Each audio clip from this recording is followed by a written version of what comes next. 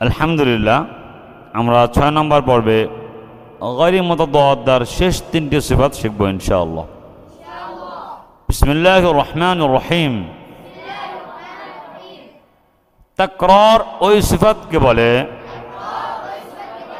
যে সিফাতের হরফটি আদায় করার সময় জিহ্বার আগার মাথা কেঁপে ওঠার কারণে একটি রয়ের পরিবর্তে কয়েকটি র হতে চায়, কিন্তু অতিরিক্ত কম্পন থেকে বেঁচে থাকতে হবে। কিন্তু অতিরিক্ত কম্পন থেকে বেঁচে থাকতে হবে যদিও রয়ের উপরে তাশদীদ হয়। তাকরার সিফাতের হরফ একটি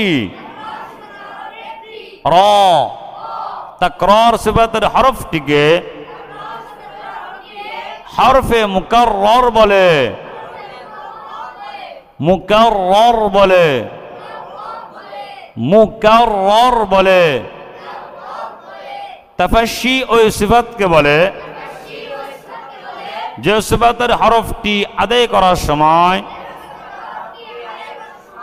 মুখের ভিতরে শা শা শব্দ ছড়িয়ে পড়বে। তাফাশি সিফাতের হরফ একটি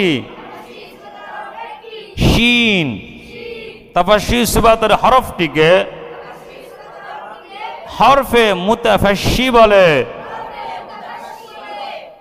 ইস্তিতালাত ওই সিফাতকে বলে যে সিফাতের হরফটি আদায় করার সময় হরফটির মাখরাজের শুরু থেকে নিয়ে শেষ পর্যন্ত অর্থাৎ না জিদ থেকে বহিক পর্যন্ত আওয়াজ জারি রেখে আদায় করিতে হয়।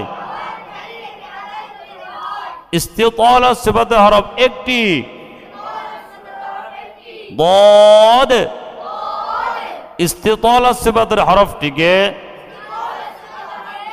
হরফে মুস্তাকিল বলে। মুস্তাকিল বলে। এই হলো গায়রি মুতাদাদ্দার সিফাত নিয়ে বিস্তারিত আলোচনা। আলহামদুলিল্লাহ, মারকাজুল কোরআন ইন্টারন্যাশনাল হিফজ মাদ্রাসা রাজশাহী, আল্লাহ পাক এই মাদ্রাসার সকল ছাত্রকে কবুল করেন এবং সকল ছাত্রদেরকে ইনশাআল্লাহ কোরআনে কারীমের বিশুদ্ধ তেলাওয়াত শিখার তৌফিক দান করেন। আসসালামু আলাইকুম ওয়া রাহমাতুল্লাহি ওয়া বারাকাতুহু।